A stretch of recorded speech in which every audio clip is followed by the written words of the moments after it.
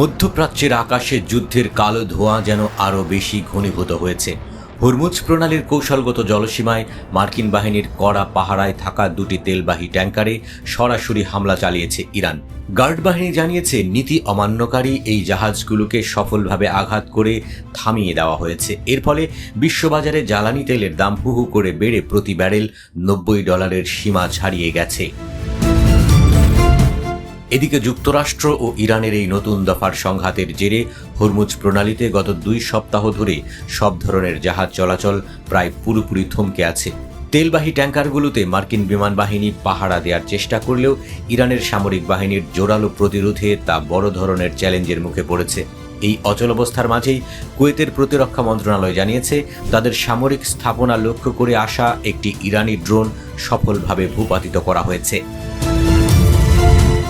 অন্যদিকে মধ্যপ্রাচ্যের আরেক প্রান্তে লেবাননেও চলছে ভয়ঙ্কর ধ্বংসযজ্ঞ।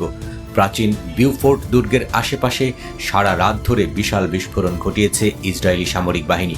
প্রতিরোধ যোদ্ধাদের গোপন টানেল এবং অবকাঠামো গুড়িয়ে দেওয়ার দাবি করা হলেও এই হামলায় পুরো দক্ষিণ লেবানন কেঁপে ওঠে এবং আশেপাশের এলাকাগুলো নিমিষেই ধুলায় মিশে যায়। লেবাননের পক্ষ থেকে একে সরাসরি যুদ্ধবিরতি লঙ্ঘন বলে অভিযুক্ত করা হয়েছে। এমন এক উত্তাল ও জটিল পরিস্থিতিতে হোয়াইট হাউসের বর্তমান পরিস্থিতি সামাল দিতে নড়েচড়ে বসেছেন মার্কিন প্রেসিডেন্ট ডোনাল্ড ট্রাম্প। আসন্ন মধ্যবর্তী নির্বাচনকে সামনে রেখে দেশের ভেতরে দ্রব্যমূল্যের ঊর্ধ্বগতি এবং 5 মাস ধরে চলা এই দীর্ঘমেয়াদী যুদ্ধের ভবিষ্যৎ নির্ধারণে তিনি মেরিল্যান্ডের ক্যাম্প ডেভিড মন্ত্রিসভার জরুরি বৈঠক ডেকেছিলেন। যদিও ট্রাম্পের দাবি ছিল এই যুদ্ধ মাত্র কয়েক সপ্তাহ স্থায়ী হবে, কিন্তু বর্তমান বাস্তবতায় তা যেন ওয়াশিংটনের জন্য বড় এক রাজনৈতিক মাথা ব্যথার কারণ হয়ে দাঁড়িয়েছে। মার্কিন সংবাদ মাধ্যম এবং সাম্প্রতিক জরিপগুলো বলছে, এই অপ্রয়োজনীয় যুদ্ধের প্রতি সাধারণ আমেরিকানদের সমর্থন আশঙ্কাজনকভাবে কমে গেছে। প্রতি 3 জন ভোটারের মাত্র 1 জন এখন এই সংঘাতের পক্ষে অবস্থান করছেন। এমনকি কংগ্রেসেও যুদ্ধবন্ধের এই প্রস্তাব মাত্র 1 ভোটের ব্যবধানে হেরে যাওয়ার মাধ্যমে ডেমোক্র্যাট ও রিপাবলিকানদের মধ্যকার রাজনৈতিক মেরুকরণ আরও স্পষ্ট হয়ে উঠেছে।